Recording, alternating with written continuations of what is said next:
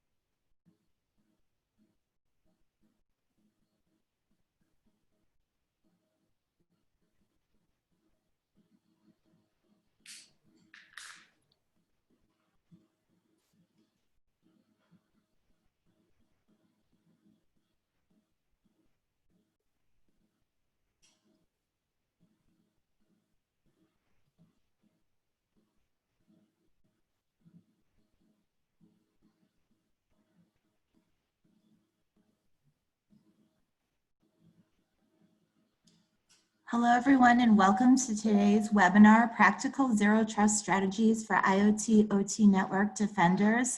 We will be starting in 2 minutes. Just want to make sure we give enough time for everyone to log in.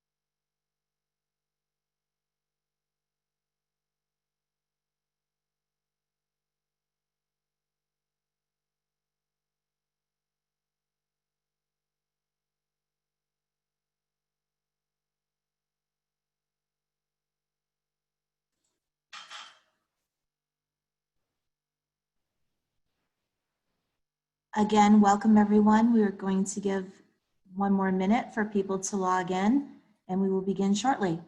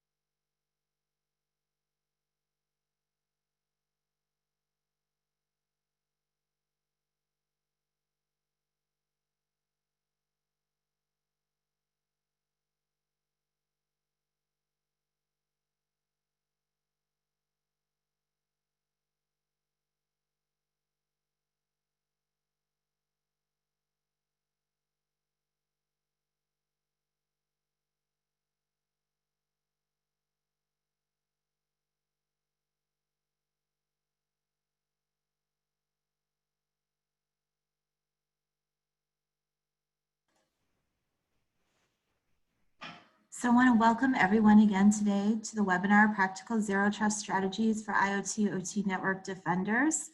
I want to introduce Phil Naray, VP of IoT and Industrial Cybersecurity here at CyberX. He will be doing our introduction as well as moderating today's panel. So Phil, I'll turn it over to you.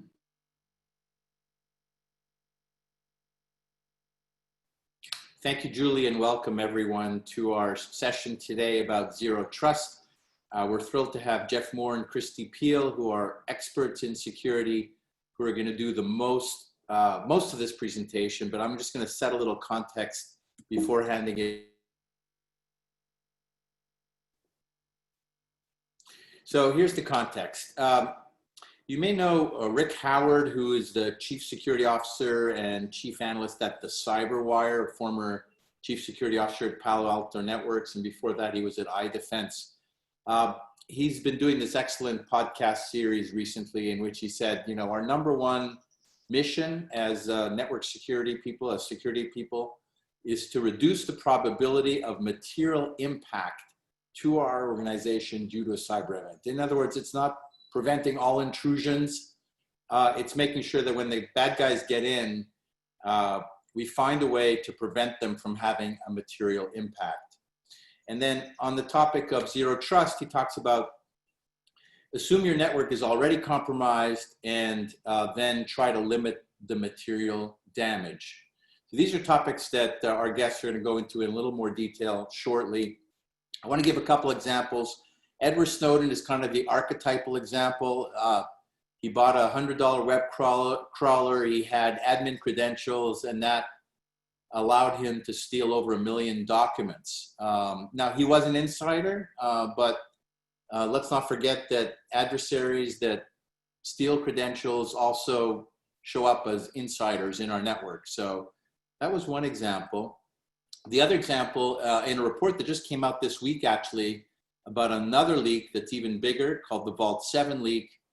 And the report that was published in the media said that there were a combination of weaknesses, a very weak compartmentalization, which we'll see is an element of zero trust, everyone sharing admin passwords, and then no monitoring, which is, as we'll see, a compensating control and also a way to strengthen your zero trust strategy.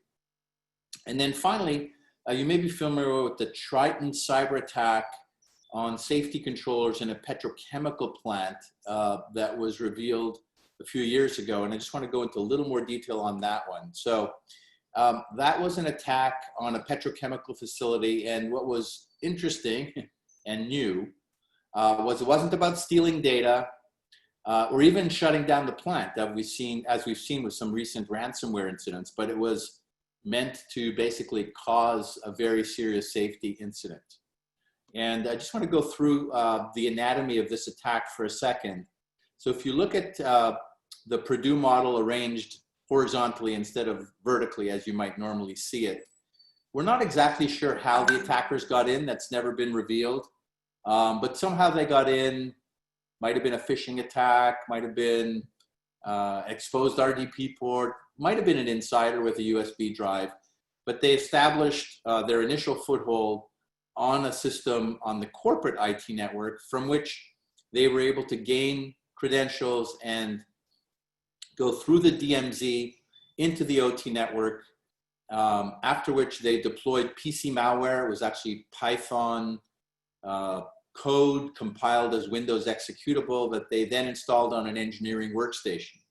Now, what was interesting about this malware was it knew exactly how to communicate with the PLC and the safety controller using the native protocol of that device. In this case, it was the Schneider Electric's tri-station protocol. But when we looked at the architecture that they built, it could have really been any vendor, any OT vendor's protocol.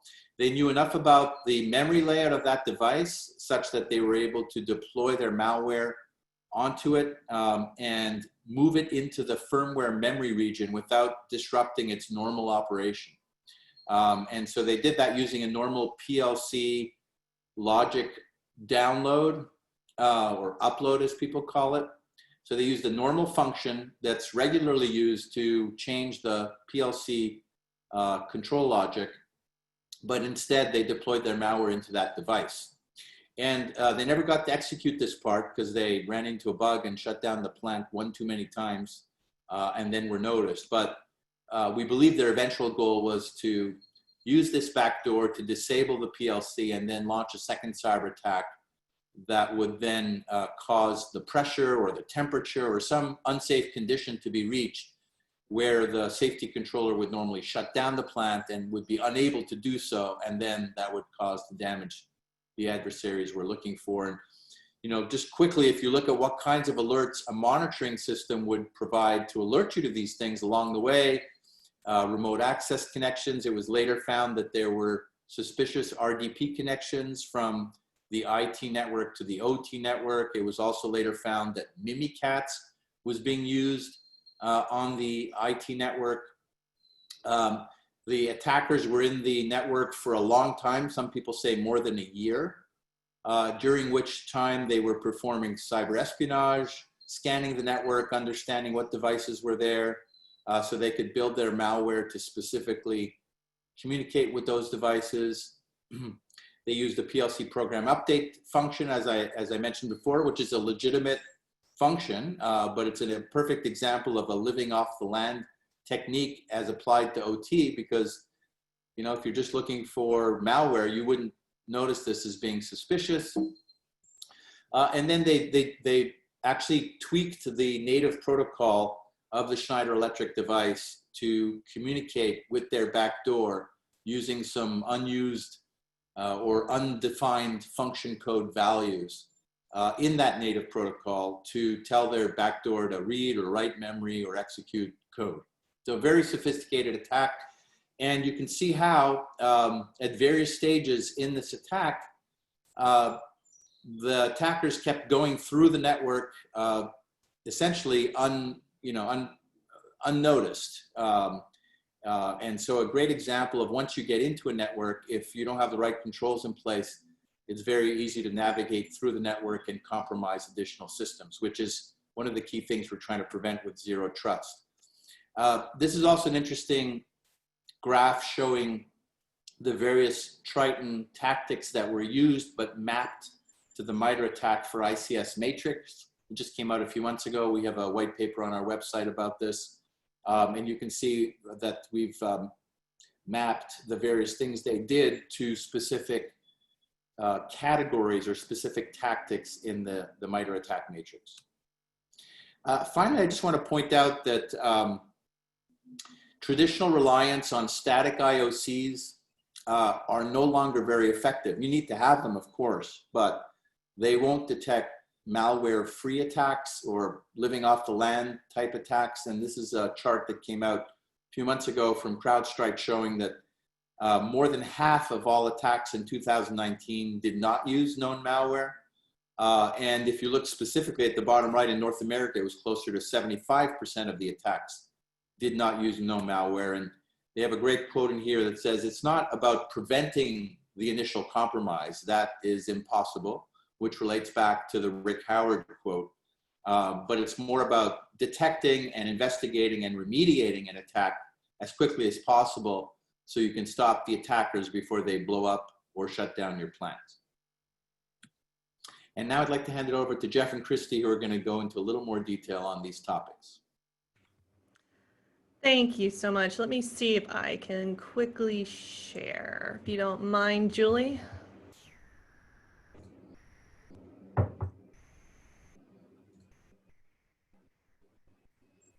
There we go. I'm assuming everyone can see that. Yes. Awesome. All right. So to give you a bit of an overview, so I'm Christy Peel, professionally known as Emma Peel. Yes, that Emma Peel. I previously worked at a Global 2000 pharmaceutical research company. Before that, I worked at British Telecom, a global services, professional services. I currently am a CISO for a professional services cybersecurity firm. And then other factoids, I have degrees in computer science and mathematics. Hi, I'm Jeff Moore, and currently I am the CISO for Corvus Insurance. And I am also providing CISO as a service to a lot of our policyholders. But at the same time, I spend a lot of time trying to figure out what the environments need, what is new in the organization. And in my last position at also a Global 2000 research organization, pharmaceutical research organization, I spent a lot of time trying to understand how we can get zero-day networks. Oh, really? Yeah. We're going to go there. We're going there, yeah. Okay. All right. Zero trust. So you can read this. I'm not really going to go verbatim over it, but essentially it is a paradigm shift in thinking from more of a perimeter-based topology to one where you assume that your network or your organization is hostile. Yeah, and it was back in 2005 that the Jericho Forum actually started talking about a level of zero trust. They have several papers on this, and they moved into the open forum back in 2013 or 14. And they were looking at trying to figure ways around, now that the perimeter is gone, how do we protect the organization? And it came to the point that, that it is all about the identity. Let's do this. So let's debunk some myths around zero trust networks. A few things that you should know. They are not software-defined networks. That's actually something that's slightly different, that you could have a zero trust architecture network that could be hardware or software defined, right? So the way or mechanism of how you implement a zero trust network can be an SDN, right? Yeah, and most SDNs are now being targeted at 5G. So that's currently what's seen as the software-defined networks. I use the word zero-day networks because we've been in some serious senior management meetings in our past where this was what they were using to sell to even higher senior management. And also we've had salespeople also drop this statement. And we all know that a zero-day has nothing to do with the network. It can get you into the network, but it's not. This is more vulnerability than anything else. So there is no such thing as zero-day networks. There's zero trust networks, much to the demise of sales. They are not easy to implement if you're in an existing organization, right? Yeah, it's looking at our past organization, if we actually rolled it out, we'd probably cut ourselves off from the rest of the organization. And the benefit of doing this is it's not easy to implement, and it's not one size fits all, right? You have to understand your organization, and we'll go into that a little bit later. And this is also not data loss prevention. So you can buy DLP products, but there's definitely some foundational strategies that do overlap on how you implement DLP and how you implement a zero trust network. They rely on some fundamental maturity within an organization, but other than that, you're still going to have to address data loss prevention regardless of what type of network topology that you have. Yeah, and it's while it's out there, a lot of networkers need to change their mindset of how these things work. And I'm not a big fan of having the word zero trust network because it's a little bit different from that way you set some of the stuff up. It's a lot more than just a network, right? So that's important. Okay, so because I have a math background, so network is a overloaded term. If you're talking discrete mathematics, a network is a synonym for graphs, right? So graphs are nothing more than a collection of vertices and edges.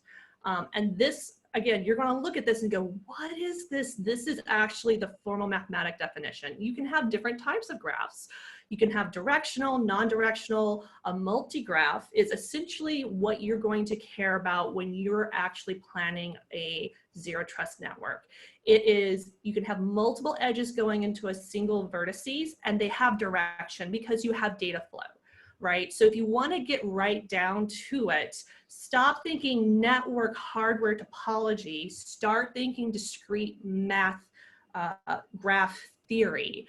And if you find yourself kind of twinging a bit, that is the paradigm shift that you need to start having when you're starting to plan out your strategy for a zero trust network. Yeah, I'm glad she explained it because I'm not a maths major. So everybody out there has been talking about either 4 or 5 principles of zero trust architecture and networks. And it is actually very much, this is the mindset and how people are going about it. And it's working for a lot of people out there. And then if you start at the beginning of the principles, and it's in a way, the way you have to start your plan of the network and how you're going to go through it is understand what the resources are that you're going to be wanting to access, right? Understand where they are, what they're available for, right? And how you're going to access them, right? In a secure manner. there's a lot of technology out there. The one thing you need to understand is zero trust is not one technology. There's a lot of different technologies you're going to require as you go through this, and a lot of different areas. So assuming that your network or graph, I'm going to keep using graph for the rest of the presentation, your graph of your organization sits on a larger graph that is the internet. Yeah. And so how you're going to protect your piece of this subgraph in the larger internet realm, that is now how you need to start thinking. That perimeter and the DMZ and the firewalls, that is done. Also, you have to take in consideration that you can no longer trust, because insider threats will be on par with external bad actors within your organization. You treat them as equal. Yeah, and that slides you right into the least privilege, or other one is literally just enough access. Segregation of duties. Segregation of duties. Yep. Right. And the idea here is to actually understand what people need and give them access to it. But the important part of here is also monitoring. After that, you go to 3, which is verify. All of this needs you to make sure you know what's going on, right? And continuously monitor that traffic. Look at the movement in the environment, up, down, left, right, And then last but not least, remember there is no perimeter. People get hung up on they can't get out, right? We have to know that they're out and they're in, right? So your design methodology is from the inside out. So I guess the best acronym is you have a castle with the castle walls around it. That was great back in the days where it was a lot of foot traffic battles, but nowadays with technologies being advanced as it is, I can send a drone up and over your walls. Like, it's done. Yeah, and if you think back in the old days, the castles had a moat. But when villages started to come around the moat, they actually took those villages as a slowdown of the other people trying to attack them. They didn't need a moat. The people couldn't get through the village that's built up around it fast enough. So they would see this coming down. So they integrated into their strategy to protect. So segmentation styles. Now, no matter what in this, there's always going to be a form of metal somewhere in the world. And don't get me wrong, Azure offers a zero trust network solution. So does Azure. So do a few other companies. There's some great vendors out there that offer this, but there's always an underlying piece of metal somewhere, right? And as we go through a lot of this, you get to understand that if you're a company, a brand new company, start with going forward towards a zero trust network. The smaller your footprint is, the easier for you to bring it on in, And a lot of the new next gen firewalls out there have a lot of the benefits to be able to start a zero trust journey right away, right? Then you have to look inside your network at the way it's set up to how do you logically want to set up a lot of this. And of course, we've had in the past, we talk about VLANs and all that stuff. Yes, that's part of the concept in the head, and networkers get that really well. And then within those logical environments that you build, it's all a matter of trying to understand what needs what, how, but also to make it a lot more manageable. If you need only people in this area, then you've got it in control. And then within those logical areas, you're going to drop into micro-segmentation. Micro-segmentation can be as small as having just a segmentation just for an application, or even for a data group or several applications in an area so they can talk to each other, not cross boundaries. And, in some cases, each segment is going to be based on a type of data.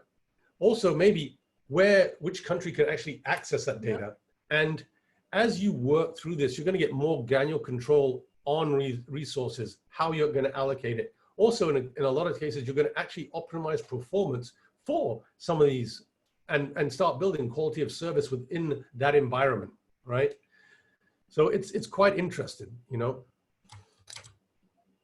So let's talk a practical journey now. We cannot tell you within your organization how to build your specific zero trust network, but we can give you the roadmap of what you typically need to do to start down this path. So the first part going back to graph theory, right? You need to map your nodes or vertices, right? These are everything. You need to have an IT asset inventory. You need to do data discovery of what business critical information you have. You need to have information classification around sensitivity, or if there is a compliance aspect where data cannot move between countries.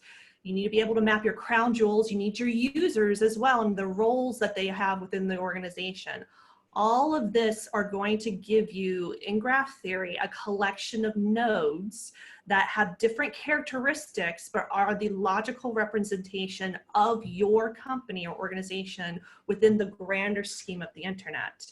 And then you start doing this for your edges. And by edges, I mean the connections between nodes, APIs, interfaces, data packet tracking, right? You can do this two ways. You can do this manually, digging through tons of documents and logs. You can do it more passively, turning on options in your next generation firewall, bringing in some tools as well to help you build those edges out. But as you go through this journey, right, it's very important to understand, this is not just your network team's job, right? You're gonna have to get in touch with the identity and access management group, the data group, the data owners, right? Application developers. Yeah, it's a bigger picture. And the important thing about this bigger picture is you need senior management stakeholders, right? So then as you drop down into next, you go into the discovery phase. Who should see what? You know, that definitely means you're going to be working with the identity and access management team, but also the data teams and the application teams. Who needs a lot of this stuff? Where is this stuff, right? Hey, and it's not who does see what, who should see. And it comes down to, realistically, where is something, who actually needs to see it, and who does, and who does, right? And doing this in discrete mathematics, this is called pathfinding, because essentially you're marking the path via edges between nodes on your information graph, right? Or your mathematics graph of acceptable use or acceptable behaviors. And then you get to your fun part. Yeah. And one of the interesting things, I hate the word of network, because this is overloaded. Yes. It is definitely an overloaded term, and it gives a really false understanding of what exactly we're trying to say here, right? So one of the things about this is you go into the architecture phase here, and your architecture phase here, as part, people will talk about design, some people talk about design, some people talk about architectural design. This is where you design the direction. It's not your typical network design, which is actually a lot simpler. This actually goes around the idea of understanding the physical, the logical, the legal, and how you want to put a lot of these in areas. I mean, as you go through, you need to understand the organizations, you need to understand the data, the assets, the applications, the services. What's the impact to the company if people can't get to them, right? Where do you build quality of service in it? And very clear is what regulations actually impact you. Each country has a different regulation set. Are you going to go for the highest, which makes sense? And then you build your segmentations, your micro segmentations, your logical environment, and then you move to the next one. So at that point, you have your zero trust network in your organization. You've done so much heavy lifting around the discovery phases of this. You think you're done, but no, you need to actually start analyzing this, right? So you have your graph, you need to start actually seeing how it's being used, because an organization, from when you design this to moments after you've gone live, is evolving. That graph changes. New systems come up, new connections go between new nodes. It's going to evolve over time. And this is not what you classically think as network monitoring. This is data analytics. This is graph theory. This is larger than just topologies. And as you're analyzing all this data, this is where you build your policy, right? This is where the policy that will reign for a period of time, and I say a period of time because, like she said, things change, data changes. You may open a new office in another country. You have to change the way and who accesses it. They may only be able to access a certain portion of that data.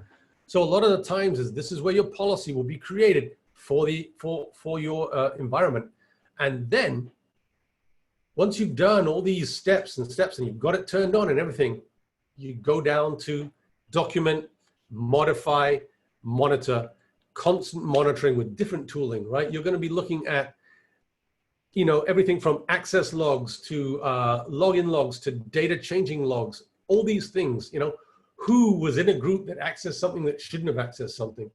Also a big part that I say, like, so many people need to be in this, right? A zero trust environment requires constant visibility, constant view of what's going on, enforcement, you know, and control that honestly is delivered from multiple products. You know, even from the cloud, in the cloud, it can be on-prem, in the cloud, hybrid, really well done. It comes down to, here is everything. Now what?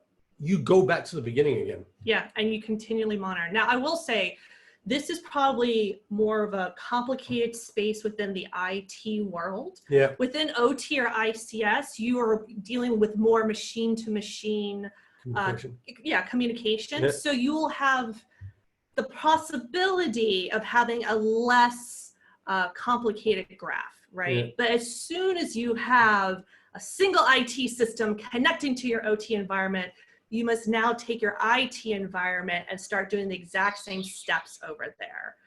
That's why if you're a small company, you have a larger grasp on your footprint.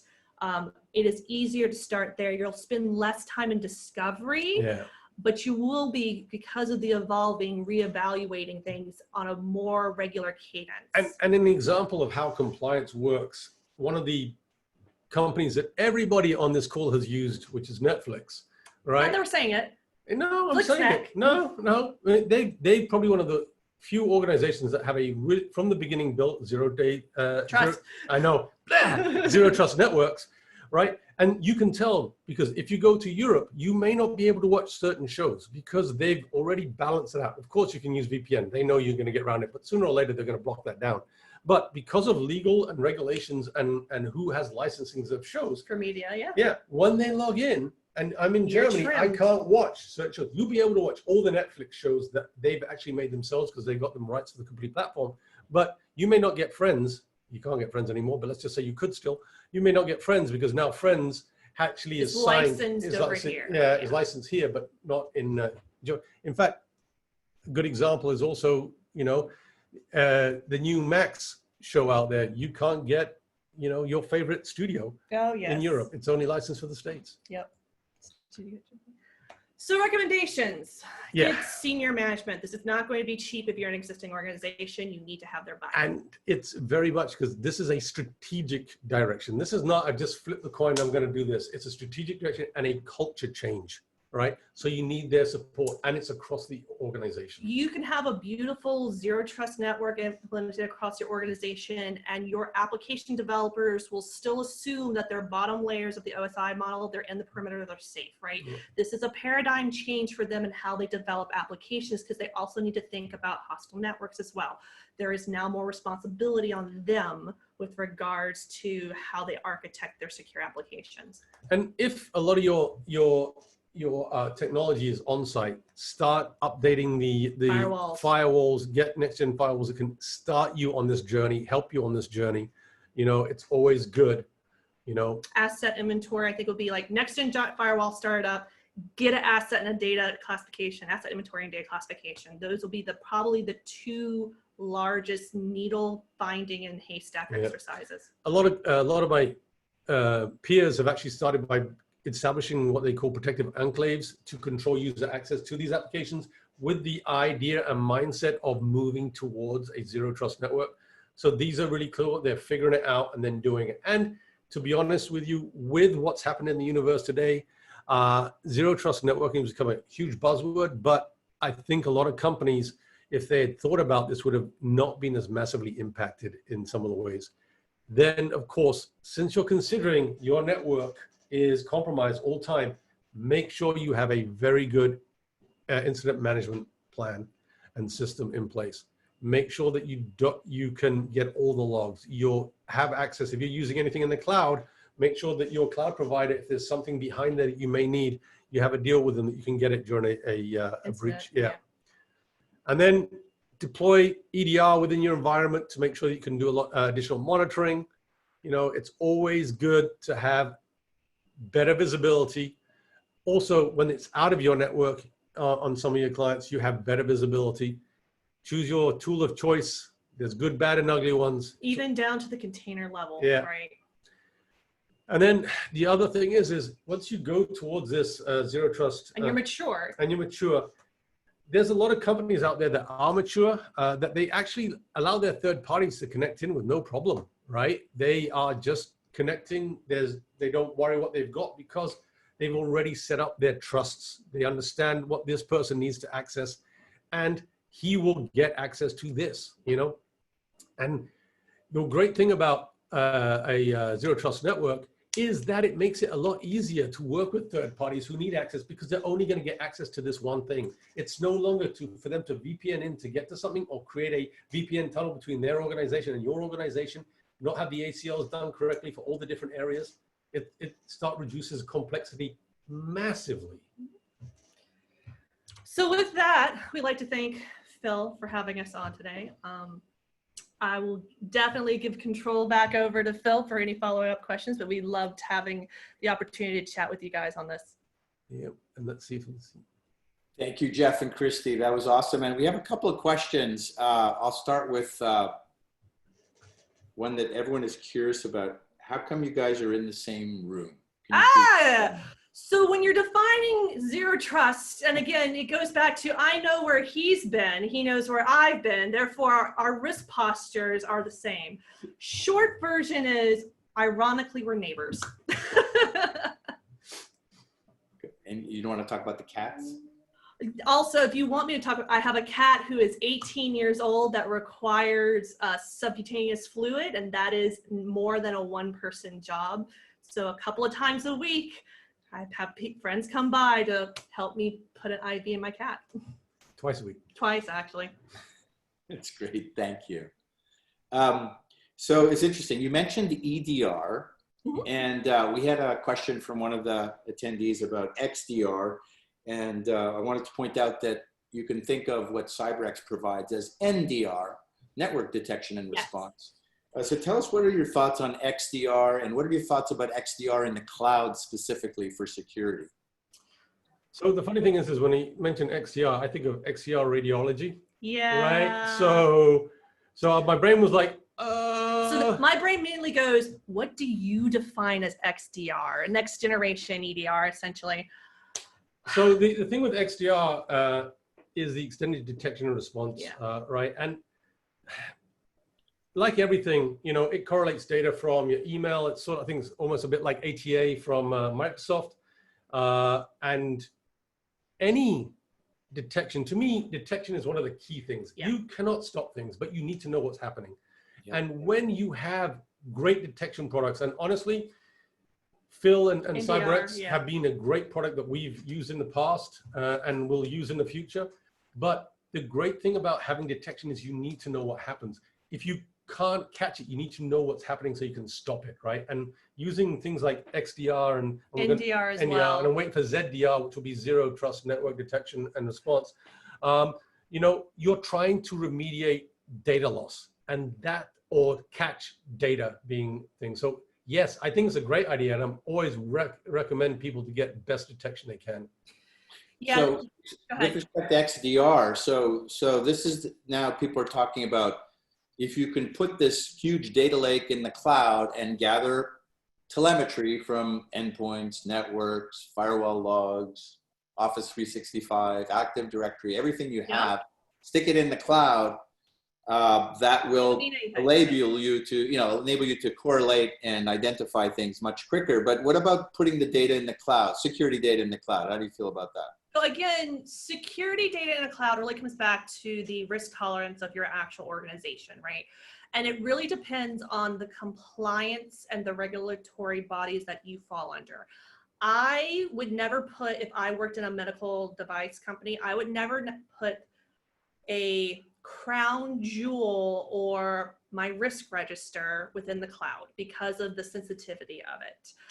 So those are questions where, as you're doing your discovery of your data assets and nodes and doing information classification, you'll know, and you should have standards in place within your company on how to treat this information. Now, with regards to logs. Well, the thing is when you throw everything together, it all comes down to context, right? If you don't have the right tools to give you the right answers to the questions you may not know, right, it becomes a problem, right?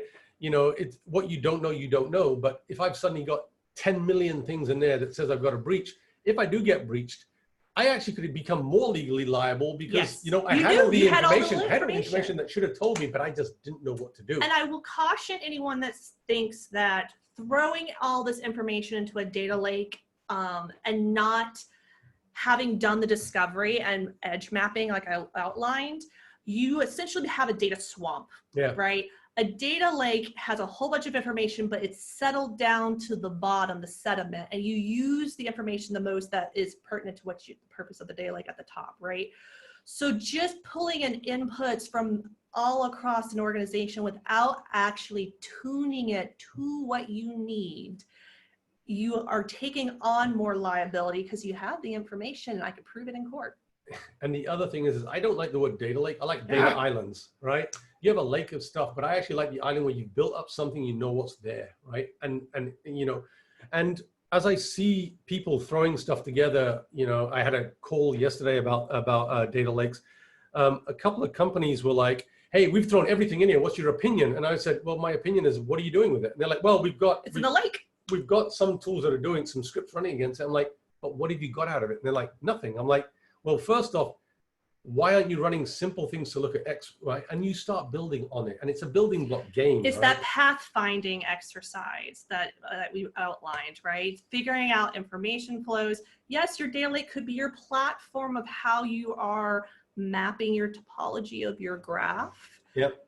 But you have to spin the cycles, and this is, you know, data science at this point, tuning it to be effective for your company. And I will be honest with you, if you're going down the line of zero trust networks and whatever you put in that trust, try and get a lot of interesting consultation from people like data scientists, if you can bring them in. If your company has them, ask to borrow them for a couple of weeks for them to look at this data for you. They can come up with some really interesting things. You know, we've in the past had data lakes and used these data scientists to actually give us some valuable data out of it. This is the paradigm shift. It's mathematics at this point, not necessarily, it's represented in computer science and cybersecurity, but this is math problems now. Yep. I mean, there's no real AI that's going to help you, but machine learning will. Over time, Yep. assuming based on inputs, and if it's an evolutionary algorithm, Yep. and anyway, heuristical engine. Okay, so machine learning will help address this problem, but Tuning it's is not magic. Yeah. Got it. Okay, well, let's see what else we have here in our chat window. Here's an interesting question. It's about authentication or automation to manage authentication for your devices, applications, and users. How do you do that? Assuming that you have a good matrix of who can see what, assuming you know your assets, assuming you know the acceptable use, this is a deterministic problem. And then let's go down the line, make sure you have multi-factor authentication. Yep. Right? In fact, I keep talking to some people, I'm thinking of 3 forms of authentication in some cases. Your computer, your name, and then another device that's registered. Right. It's very important that you know and what you know. Right. I think that in the future, it's going to get even further down the line where actually your multi-factor authentication is on here and people are like, oh, but it's not actually taking real data and saying this phone has this IMEM number, this phone number, this SIM card. I accept that because that's what was registered on day 1. I would personally caution against biometrics because there's regulatory, depending on what country, right? You're dealing with PII, right? So you can quickly find yourself in a situation to where you're in a country and you're like, well, why are you storing their biometrics of a human? So do your due diligence around that. But honestly, you do not even go down the journey of ZTN without starting with multi-factor. Yeah. You've got to have a second factor because you can't trust the device. Yeah, and you can't trust the network flow. Yeah. Yeah, Claims. and also what I heard you say is it's not so much about the automation and the technology. The biggest problem is going to be the policies and the process. Yep. Yep. you're generating a huge state diagram, for lack of a better term, right? Yeah. How you navigate that depends on, all your vertices and your edges. Yeah. And once you have that and you're doing the same thing over and over again, ripe for automation and deterministic. And just to give you a quick highlight, talking to some of my colleagues in the entertainment business who work for streaming companies, they're now looking at what TVs are actually connecting to them from your account. So they're going to be saying, I see 30 TVs with your account. No, we'll just start with the main one and we'll turn the rest off. Use these, right? Yeah. The family sharing example, yes. Okay. And it's not even family, is it? It's like Your feeling of your parents' like streaming services might go away. Like, what? This IP is over here and it's a TV that never you want to registered. laugh? You want to laugh? I read an article the other day about a family that had the brother had let it out to his other brother. His brother was letting it out to his girlfriend. His girlfriend renamed her account to settings, and as it came up, it's these settings, and they never thought once about it for like 3 months until he clicked on settings to change something, And it's another account. and it was another account, and they suddenly realized it was his ex-girlfriend's account. Never trust. Trust but verified. No trust. Just verify. Okay, great. Guys, you've been amazing. I really appreciate it. We're going to end a little early, give people back their 15 minutes. By the way, Yeah, to the go ahead. one question that just came out, is a strong IAM strategy a byproduct of ZTN? No, they go together. Yeah. Oh, okay. Julie's telling me we have more questions. So many more questions. Someone's asking about how do you identify IoT devices so you can build the right policy. So there's a into your guy, next I think he's generation on this call. Bill? I think Phil's the guy to talk to, because they have this product that does IoT, and I'm not gonna lie, I'm plugging it because we did a lot of work on it for them, and we love the tool. So yes, it identifies, and you can then work around building that policy, knowing what's out there. Also gives you a level of the vulnerabilities around it. I can highly recommend it. Omar, which is the CEO, hates me for it because I give him, I'm going to use a technical word for it, crap at times when I see things that don't work. But yeah, True. talk to them about it. Actually, you reminded me, I did have a few wrap-up slides. Oh, there you go. So yeah, what Jeff's talking about, and thank you, Jeff, for the kind words, is that our platform is a passive, agentless network traffic analysis would be another way to describe the technology. So it's very easy to deploy and gives you visibility into the full traffic. And you can then take that visibility about what devices you have. So I'll show you that in my next slide. What devices do I have? How are they communicating? You can take that information and through API level integrations with all of the major next generation firewall vendors, take that information into those firewall engines and use them to build your policies. So you don't have to use, look at your network logs or your switch logs or run around with a spreadsheet that someone built 5 years ago or 20 years ago. You can actually see what devices you have and how they're communicating and use that as a way to build zero trust policies without impacting your business critical processes. If you've identified your crown jewel assets, which as Jeff and Christy pointed out is one of the key parts of this process, you can't patch everything. How do you prioritize patching to minimize the number of paths that an attacker could use to reach your crown jewels? Your crown jewels would be, a PLC that controls the production line that generates $1 million a day in revenue, or the system that if it were to be compromised would cause a major safety incident. So those are your crown jewels. And what our platform helps you do is prioritize how to mitigate the attack paths to those crown jewels. We do that using something called automated threat modeling. And then finally, we talked about threat monitoring, response, using threat intelligence, basically so you know exactly what's going on in your network.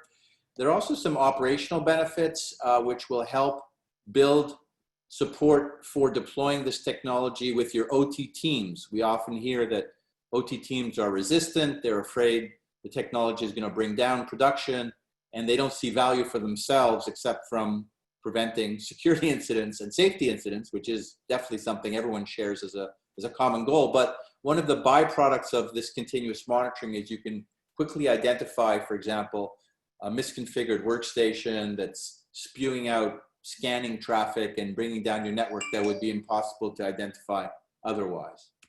And then finally, integrating all of this with what you already have, your stack, whether it's Splunk, whether it's QRadar, Sentinel, is key, because you're not going to monitor and manage security for your OT environment in a separate SOC or in a separate SIM. It just doesn't make sense, especially with attacks that frequently go from one network to the other. And as a result, we spent a lot of time early on building native apps and API level integrations with all of the most popular security products you may already have. I mentioned the SIMs, I mentioned the firewalls, also security, ServiceNow, for example, we integrate with their CMDB and with their ticketing system. And we've recently announced a few months ago at RSA an integration with Azure IoT. So I'm going to wrap it up here, and I do appreciate your time. I'll take a quick look at the questions in a second, but there's all kinds of great resources on our website. The white paper on MITRE ATT&CK matrix that I mentioned. Also, NIST recommendations for IoT and ICS security. They've defined 16 scenarios that you should be able to detect, including one of the ones I mentioned earlier, which is updates to PLC logic. And then they took our platform, put it in their lab, and showed how it would respond to those scenarios. You'll also see various other reports in here, including how to present OT risk to the board. And if you're new to ICS security, the intro chapters of Hacking ICS Exposed, which are a great introduction into what's the same and what's different about OT security. I also want to invite you to these upcoming events, CS4CA World, that's critical. CS4CA. Cybersecurity for Critical Assets, CS4CA World on June 30th, and then the ICS Lockdown Security Summit, which is produced by the same folks that do the cybersecurity conference in Atlanta every year. We'll take a quick look to see if we have any great questions, and I think, thank you for all the kind words, and again, thanks to Christy and Jeff for the thought and the work, and their amazing personalities also. Happy to help anytime. If anyone has any questions, just hit us up on LinkedIn or whatever. We're around. Yeah, we're always open to helping. Thank you for the luck on the cat. Thank you, everyone. Have a great rest of your day and a great weekend. Take care. Thank you. Bye.